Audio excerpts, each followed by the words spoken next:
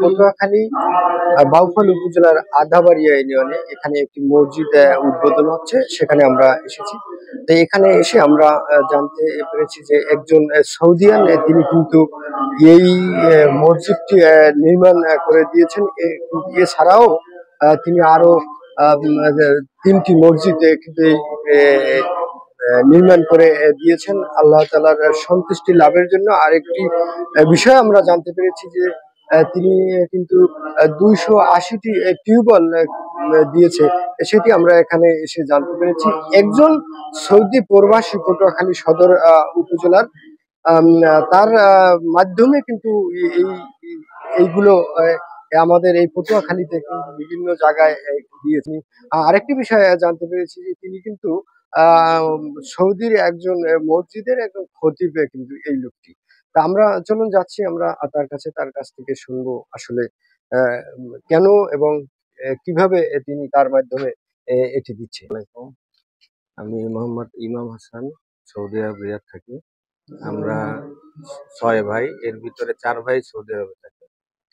মূলত আমার ইমিডিয়েটলি যে বড় ভাই মোহাম্মদ হাসান মাহমুদ, ওর সাথে এক সৌদিয়ানের পরিচয়, এর থেকেই কাজের সূত্রপাত। তো মাহমুদ ভাই, এরপরে আমার বড় ভাই তাজউদ্দিন তানি সহ আমরা এক সৌদির সাথে যে পরিচয়, বিভিন্ন মাধ্যমে আলাপচারিতার ফাঁকে একদিন সে বাংলাদেশের বিষয় নিয়ে বললো যে বাংলাদেশের মানুষ গরিব অসহায়।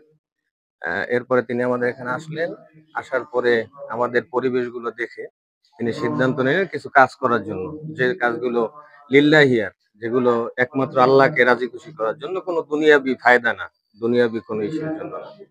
এবং তিনি সর্বপ্রথম টিউবওয়েলের উদ্যোগ নিল। আমাদের প্রায় 280টার মতো টিউবওয়েল অলরেডি বসানো হয়েছে, ডিপ টিউবওয়েল যেটা বলে। এরপরে 4টা মসজিদ সর্বপ্রথম আমাদের বাড়িটা করে দিল। এরপরে ধরান্দি বাজার কেন্দ্রীয় মসজিদ, উত্তরধান্দি লঞ্চঘাট মসজিদ, এবং এখানে যেটা আদাবাড়ি ইউনিয়নের এই যে মাদ্রাসা সংলগ্ন মসজিদ।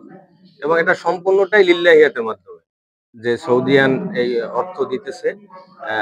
আমরা বাংলাদেশি যারা আছি, আমি সকলের কাছে দোয়া থাকবে যে আপনারা দোয়া করবেন যেন আল্লাহ তাকে তার আরো বেশি বেশি খেদমত করার আল্লাহ তৌফিক দান করেন, এবং আমাদের জন্য দোয়া করবেন আমরা যেন তাদের আরো সৌদিকে মানে উৎসাহ দিয়ে যাতে আরো ভালো ভালো কাজ করতে পারে। ইনশাআল্লাহ এর জন্য সকলেই আমাদের জন্য দোয়া করবেন। আমার বৃদ্ধ মা বাবা অসুস্থ আছে, তাদের জন্য দোয়া করবেন। মূলত আজকে আমার বাবাই মসজিদ উদ্বোধন করতেছে, যেহেতু সৌদিয়ান তার আসার কথা ছিল, আসে নাই। ইনশাআল্লাহ সকলে দোয়া করবেন। আমরা অত্যন্ত খুশি এবং আবেগাপ্লুত আমরা এই হুজুরের জন্য, যার অর্থায়নে এই সুন্দর মসজিদখানা আমরা পেয়েছি।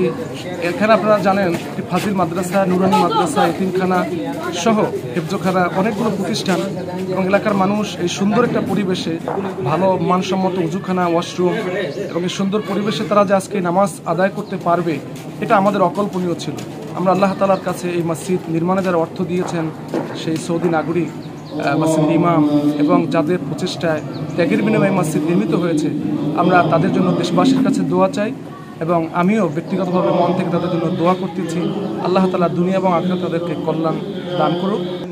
আল্লাহ রাব্বুল আলামিনের দরবারে অসংখ্য শুকরিয়া জ্ঞাপন করছি যে আমাদের এই মহসিনুদ্দিন নুরিয়া ফাজিল মাদ্রাসা সংলগ্ন এই জামে মসজিদ আজকে যার উদ্বোধন হয়েছে, এখানে আমাদের মহসিনুদ্দিন নুরিয়া ফাজিল মাদ্রাসার ছাত্র শিক্ষক এবং এলাকার মুসল্লিগণ নামাজ পড়ার এই যে সুযোগ পেয়েছে।